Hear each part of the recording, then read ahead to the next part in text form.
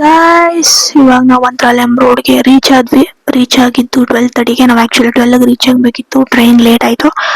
12:30ಗೆ reach ಆದ್ವಿ. Railway station ಇಂದ ಈ ಕಡೆ ಬರ್ತಿದ್ದಂಗೆ ಆಟೋದವರೆಲ್ಲ ಮ್ಯಾಮ್ ಇಷ್ಟಾಗುತ್ತೆ ಅಷ್ಟಾಗುತ್ತೆ ಅಂತ ಹೇಳ್ತಿದ್ರು. ನಾವು ವಿಚಾರಿಸಿದಾಗ ಒಂದು ತಲೆಗೆ 50 ರೂಪಾಯಿ ಅಂತ ಆಟೋದಲ್ಲಿ. ವ್ಯಾನ್ ಅಥವಾ ಬೇರೆ ನೀವು ಪ್ರಿಫರ್ ಮಾಡಿದ್ರೆ ಒಂದು 10-20 ರೂಪಾಯಿ ಜಾಸ್ತಿ ಇರ್ಬೋದು, ಬಟ್ ತುಂಬಾ ಸೇಫ್ ಆಗಿ ಕರ್ಕೊಂಡು ಹೋಗ್ತಾರೆ. ನಾವು ಫ್ಯಾಮಿಲಿಯವರು 11 ಜನ ಇರೋದ್ರಿಂದ ಅವರು 550 ರುಪೀಸ್ ಕೇಳಿದ್ರು. ನಿಮ್ಗೂ ಬೇಡ ನಮಗೂ ಬೇಡ ಅಂತ ನಾವು 500 ರೂಪಾಯಿಗೆ ಮಾತಾಡಿದ್ವಿ. ಈಗ ಟ್ರೈನ್ ಇಳ್ದೆ ಆಟೋ ಜರ್ನಿ ಸ್ಟಾರ್ಟ್ ಆಗಿದೆ ನಮ್ದು. ಸೊ ಆಕ್ಚುಲಿ ಮಳೆ ಬರ್ತಿದ್ದು ವಯಸ್ಸಲ್ಲಿ. ಮಳೆ ಅಂದ್ರೆ ತುಂಬಾ ಜೋರು ಮಳೆ ಅಲ್ಲ, ಒಂದು ಜಡಿ ಮಳೆ ತರ ಬರ್ತಾ ಇತ್ತು. ಲೆಫ್ಟ್ ಸೈಡ್ ನಿಜವಾಗ್ಲೂ ಹೇಳ್ತಾ ಇದ್ದೀನಿ, ಪೂರ್ತಿ ನೆಂದಿದ್ದೀನಿ ನಾನು ಲೆಫ್ಟ್ ಸೈಡು. ಟೈಮ್ ನೋಡಿ 12:44 ಆಗಿದೆ. ಈ ರೋಡಲ್ಲಿ ಮಂತ್ರಾಲಯಂ ರೋಡಿಂದ ಮಂತ್ರಾಲಯಂಗೆ ಹೋಗೋವರೆಗೂ ನಿಮಗೆ ಮಧ್ಯದಲ್ಲಿ ಚಿಕ್ಕ ಚಿಕ್ಕ ಚರ್ಚ್ ದೇವಸ್ಥಾನ ಸಿಗುತ್ತೆ, ಆದ್ರೆ ಬರೀ ಯಾವ ವೆಹಿಕಲ್ಸು ಸಿಗಲ್ಲ ನಿಮಗೆ. ಬರೀ ಮಂತ್ರಾಲಯಂಗಿಂದ ಮಂತ್ರಾಲಯ ರೋಡ್ಗೆ ಹೋಗೋ ಆಟೋಸ್ ವ್ಯಾನ್ಸ್ ಸಿಗುತ್ತೆ. ಮಧ್ಯದಲ್ಲಿ ವಿಲೇಜ್ ಸಿಕ್ಕರೆ ಅಂದ್ರೆ ಪುಟ್ ಊರು ಸಿಕ್ಕಿದಾಗ ಅಲ್ಲಿ ನಿಮಗೆ ಗಾಡಿಗಳು ಸಿಕ್ಕಿರುತ್ತೆ. ಅಲ್ಲಿವರೆಗೂ ನಿಮ್ಗೆ ಇದೇ ತರ ವ್ಯೂ ಇರುತ್ತೆ. ಗರ್ಲ್ಸ್ ಯಾರ್ಯಾರು ಮಂತ್ರಾಲಯಂಗೆ ಟ್ರಾವೆಲ್ ಮಾಡ್ಬೇಕು ಅನ್ಕೊಂಡಿದಾರೋ ಈ ಟೈಮಿಂಗ್ಸ್ನ ಅವಾಯ್ಡ್ ಮಾಡಿ. ಬೇಕಾದ್ರೆ ನೀವೇ ನೋಡ್ಬೋದು ಈ ವಿಡಿಯೋದಲ್ಲಿ. ಆಟೋಸ್ ಬಿಟ್ರೆ ಇನ್ನೇನು ಇಲ್ಲ. ಸೇಫ್ ಆಗಿರ್ತೀರಾ ಅದು ಬೇರೆ ಪ್ರಶ್ನೆ, ಬಟ್ ರಿಸ್ಕ್ ಬೇಡ ಅಂತ ಹೇಳೋದು. ನಿಮ್ಮ ಇಷ್ಟ, ನೀವು ಟ್ರಾವೆಲ್ ಮಾಡೋ ಹಾಕಿದ್ರೆ ಟ್ರಾವೆಲ್ ಮಾಡಿ.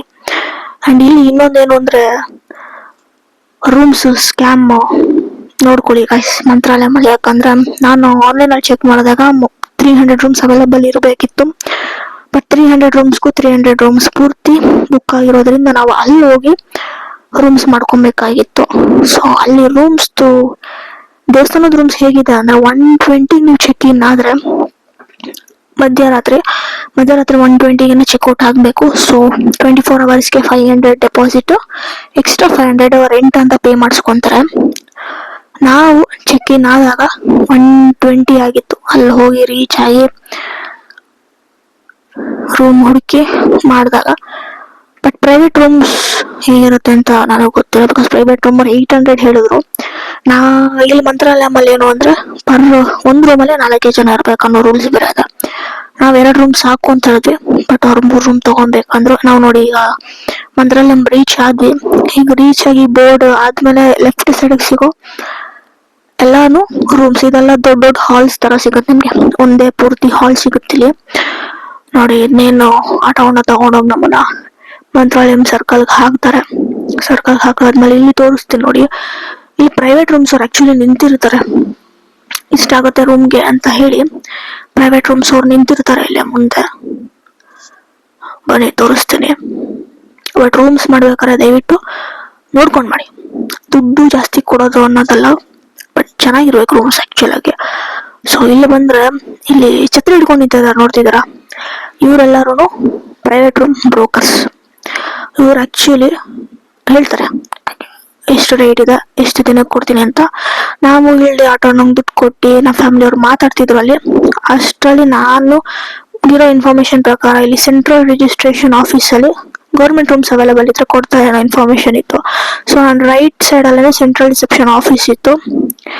ಬಂದು ಇಲ್ಲಿ ಕೇಳಿದಾಗ ಹೌದು ರೂಮ್ಸ್ ಅವೈಲೇಬಲ್ ಇದೆ ಅಂದ್ರು. ನಮ್ಮಮ್ಮ ಲೈನಾಗಿ ನಿಂತ್ಕೊಂಡ್ರು ನೋಡಿ. ನಮ್ಮಮ್ಮ ಲೈನಾಗಿ ನಿಂತ್ಕೊಂಡ್ರು. ಇಲ್ಲಿ ಹಾಟ್ ವಾಟರ್ ಆಗಲಿ ಹೊದಿಕೆ ಆಗಲಿ ಸಿಗಲ್ಲ ಅಂತ ಬೋರ್ಡ್ ಕೂಡ ಹಾಕಿದ್ದಾರೆ. ಸೊ ಇಲ್ಲಿ 24 hours check in checkout time ಆಗಿರೋದ್ರಿಂದ